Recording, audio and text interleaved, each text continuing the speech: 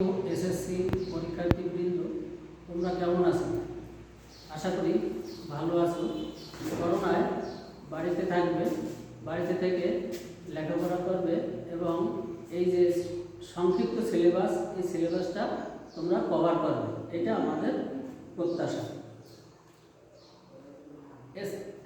Online ক্লাসে তোমাদেরকে স্বাগত। শিক্ষক পরিচিতি, আমি শ্যামল সরকার, সহকারী শিক্ষক, আন্দারমানিক মাধ্যমিক বালিকা বিদ্যালয়, কচুয়া, বাগেরহাট। পাঠ পরিচিতি, শ্রেণী এসএসসি পরীক্ষার্থী, বিষয় বাংলাদেশের ইতিহাস ও বিশ্ব সভ্যতা, অধ্যায় প্রথম, আজকের পাঠ ইতিহাস পরিচিতি।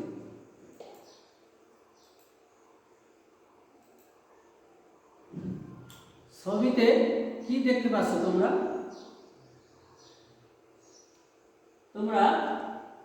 ছবিতে আদিম যুগের ছবি দেখতে পাচ্ছ। একজন রানীর চিত্র, এ হলো চর্যাপদ। তাহলে ছবিগুলোতে আমরা ঐতিহাসিক কিছু তথ্য দেখতে পাচ্ছি, যার মাধ্যমে আমরা অতীতে ঘটে যাওয়া ঘটনা সম্পর্কে জানতে পারি।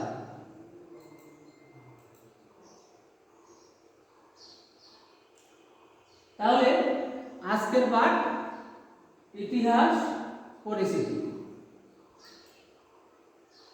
আজকের পাঠ হলো ইতিহাস পরিচিতি। শিখন ফল। এই পাঠ শেষে শিক্ষার্থীরা ইতিহাস কি বলতে পারবে, ইতিহাস ও ঐতিহ্যের ধারণা, স্বরূপ ও পরিচয় সম্পর্কে লিখতে পারবে, ইতিহাসের উপাদান সম্পর্কে বর্ণনা করতে পারবে।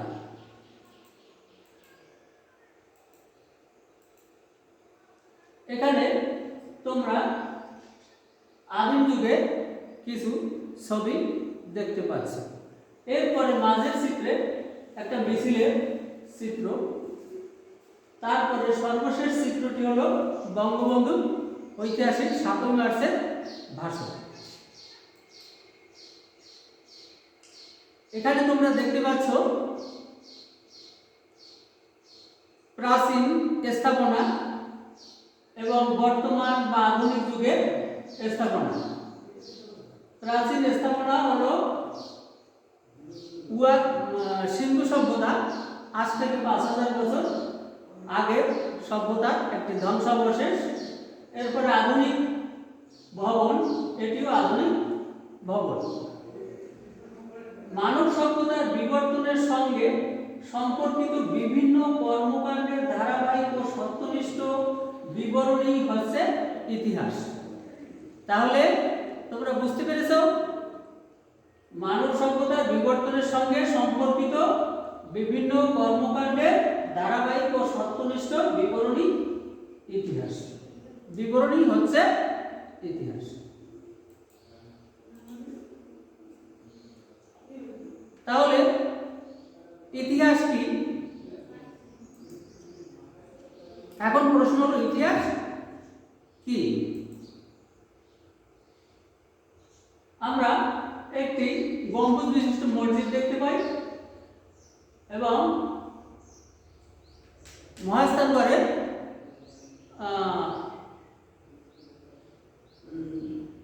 দুঃখিত পাহাড়পুরের বিহার আমরা দেখতে পাচ্ছি।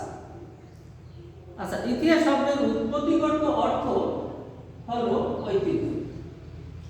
ইতিহাস শব্দটি সন্ধি বিচ্ছেদ করলে পাই ইতিহ যোগ আস। ইতিহ যোগ আস, এটি মিলে হয় ইতিহাস। গ্রিক শব্দ হিস্টোরিয়া থেকে ইংরেজি শব্দ হিস্টোরি এসেছে। তাহলে গ্রিক শব্দ হিস্টোরিয়া থেকে ইংরেজিতে হিস্টোরি শব্দটি এসেছে। এর সহজ সরল অর্থ হলো অনুসন্ধান বা গবেষণা। এর সহজ সরল অর্থ হলো অনুসন্ধান বা গবেষণা। সেই হিসেবে বলা যায় ইতিহাস হচ্ছে অতীতে ঘটে যাওয়া ঘটনাগুলির অনুসন্ধান ও বিবরণ।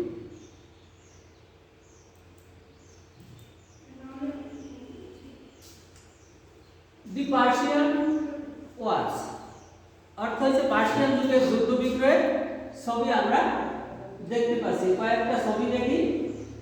তোমরা দেখতে পাচ্ছ পার্সিয়ান যুদ্ধের ছবি। ইতিহাসের জনক হেরোডোটাস। ইতিহাসের জনক হলো হেরোডোটাস। তার বাড়ি গ্রিসে। বাড়ি হলো গ্রিসে। হিস্টোরিয়া শব্দটির প্রথম ব্যবহার করেন হেরোডোটাস খ্রিস্টপূর্ব ৫ম শতকে, যার আবিধানিক অর্থ হল সত্য অনুসন্ধান বা গবেষণা।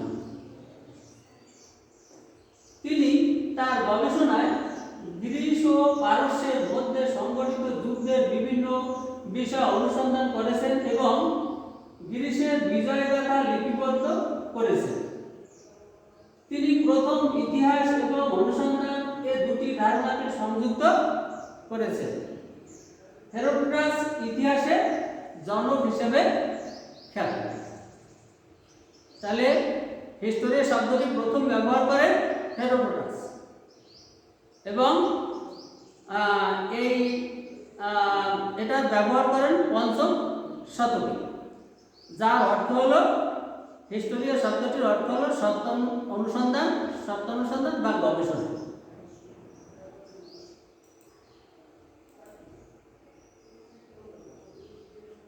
তোমরা আর একজন ঐতিহাসিকের চিত্র দেখতে পাচ্ছ,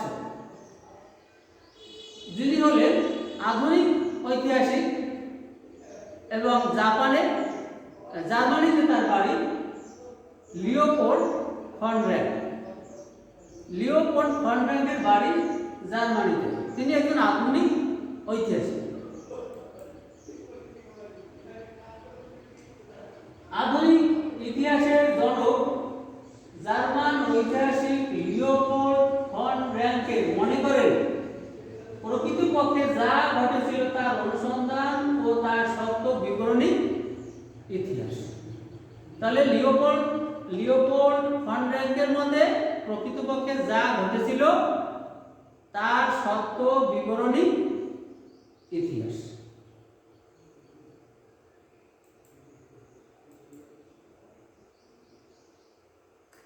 ইএস কারের মতে ইতিহাসের সংজ্ঞা: ইতিহাস হলো বর্তমান ও অতীতের মধ্যে এক অন্তহীন সংলাপ। ইএস কারের মতে ইতিহাস হলো বর্তমান ও অতীতের মধ্যে এক অন্তহীন সংলাপ। ডক্টর জনসনের মতে ঘটে যাওয়া ঘটনাকেই ইতিহাস বলেন। ডক্টর জনসন আরো বলেন, যা ঘটেনি তা ইতিহাস নয়। রেবসনের মতে ইতিহাস হলো ঘটনার বৈজ্ঞানিক এবং ধারাবাহিক বর্ণনা। রেবসনের মতে ইতিহাস হলো ঘটনার বৈজ্ঞানিক এবং ধারাবাহিক বর্ণনা। তাহলে শিক্ষার্থী বন্ধুরা, তোমরা 4টি ইতিহাসের সংজ্ঞা দিলাম, তোমরা বুঝতে পেরেছো? জার্মান ঐতিহাসিক লিওপোল্ড ফন র্যাঙ্কের মতে প্রকৃতপক্ষে যা ঘটেছিল তার অনুসন্ধান ও সত্যনিষ্ঠ বিবরণী হলো ইতিহাস। ডক্টর জনসনের মতে যা কিছু ঘটে তাই ইতিহাস। তিনি আরো বলেন, যা ঘটেনি তা ইতিহাস নয়। রেবসনের মতে ইতিহাস হলো ঘটনার বৈজ্ঞানিক এবং ধারাবাহিক বর্ণনা। ইএইচ কারের মতে ইতিহাস হলো অতীতের ও বর্তমান এবং অতীতের মধ্যে এক অন্তহীন সংলাপ। তাহলে ইএইচ কারের মতে বর্তমান ও অতীতের মধ্যে এক অন্তহীন সংলাপ। ইতিহাস হলো বর্তমান ও অতীতের মধ্যে এক অন্তহীন সংলাপ। তাহলে তোমরা এই চারজনের সংজ্ঞা ভালো করে মুখস্থ করবে।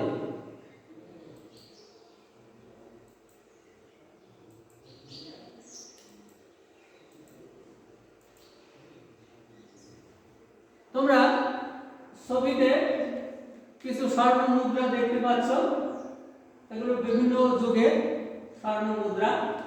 এরপরে তোমরা দেখতে পাচ্ছ হাতিয়ার, প্রাচীন যুগে এরকমের হাতিয়ার ব্যবহার করা হতো। এরপরে একটা মন্দিরের চিত্র এবং দেবদেবীর চিত্র। এরপরে প্রাচীনকালের চর্যাপদ লেখার একটা চিত্র। তারপরে তোমরা দেখতে পাচ্ছ মিশরের পিরামিডের চিত্র।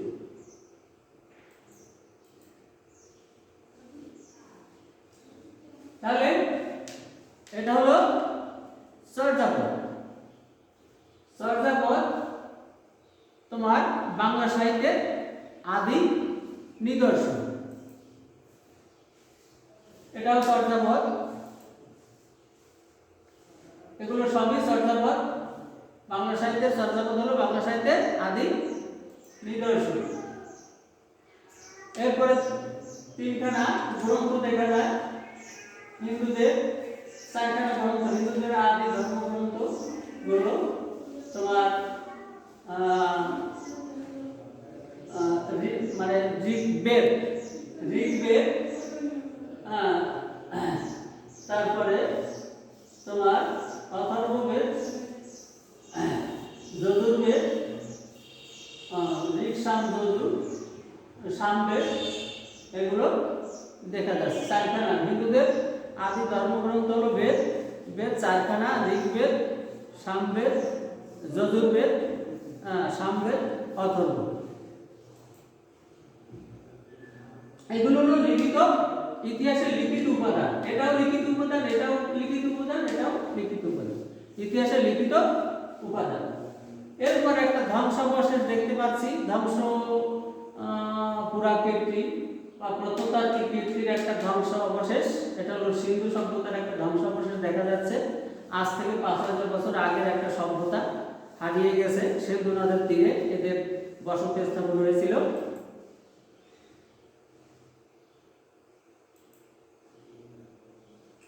তাহলে আমরা যে ছবিগুলো দেখলাম এগুলো ইতিহাসের লিখিত ও অলিখিত উপাদান। এই উপাদানগুলোর মাধ্যমে ইতিহাসের সঠিক তথ্য পাওয়া যায়। তাহলে এগুলো লিখিত উপাদান, চর্যাপদ লিখিত উপাদান, হিন্দুদের আদি ধর্মগ্রন্থ, চারখানা বেদ লিখিত উপাদান, এটা হলো অলিখিত উপাদান,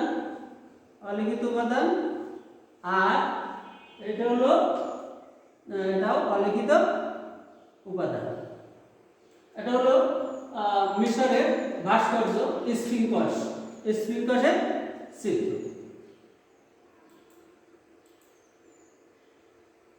তাহলে শিক্ষার্থী বন্ধুরা, এতক্ষণ তোমরা ইতিহাস কি, ইতিহাসের ঐতিহাসিক সংজ্ঞা, বিভিন্ন ঐতিহাসিকদের সংজ্ঞা এবং ইতিহাসের লিখিত উপাদান এবং অলিখিত উপাদান এ সম্পর্কে তোমরা বিস্তারিত ধারণা নিতে পেরেছ। এখান থেকে আমি তোমাদেরকে মূল্যায়ন করব। আশা করি তোমরা সঠিক প্রশ্নের উত্তর দিবে।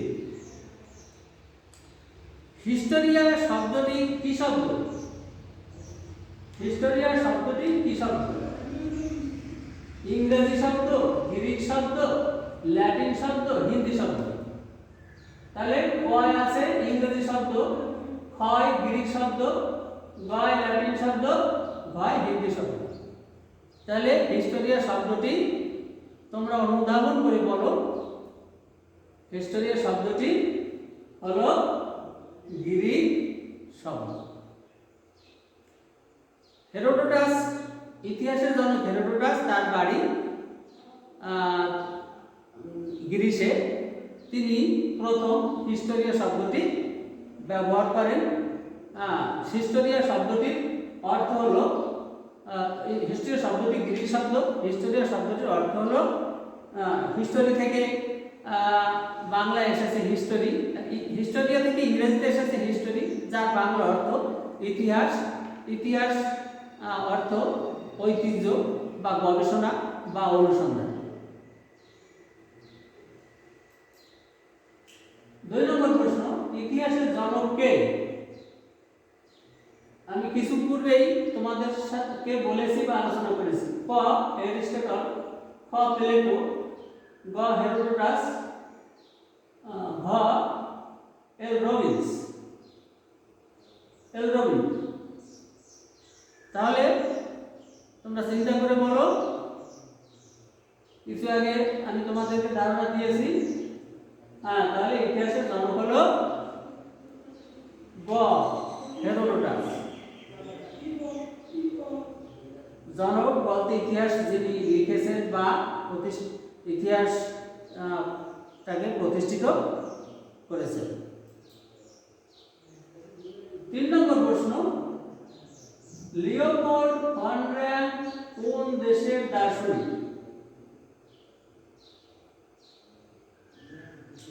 গ্রিস, মিশর, চীন, জার্মানি। তাহলে লিওপোল্ড ফন রাম্প তিনি একজন ঐতিহাসিক আবার দার্শনিক, তার বাড়ি জার্মানি।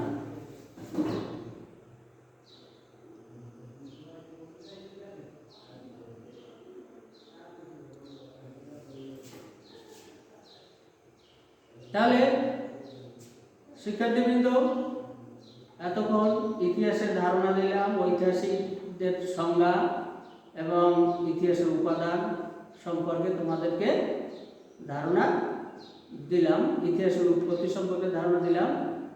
তোমরা নিশ্চয়ই ভালো করে বুঝেছো। এরপরে তোমরা বাড়ির কাজ তৈরি করে আনবে। সেটা হলো খাতা কলম হাতে নাও, বাড়ির কাজ লিখে নাও। ইতিহাসের বিভিন্ন ধরনের উপাদানের একটি তালিকা তৈরি করো। ইতিহাসের বিভিন্ন ধরনের উপাদানের একটি তালিকা তৈরি করো বা তালিকা করো।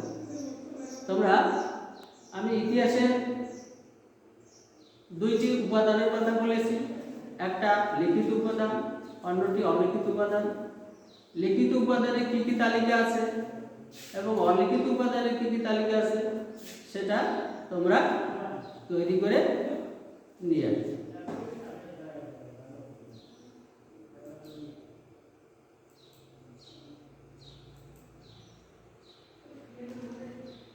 তাহলে আজকের ক্লাসে তোমাদের সকলকে ধন্যবাদ রইল। আগামী ক্লাসে আবারও দেখা হবে।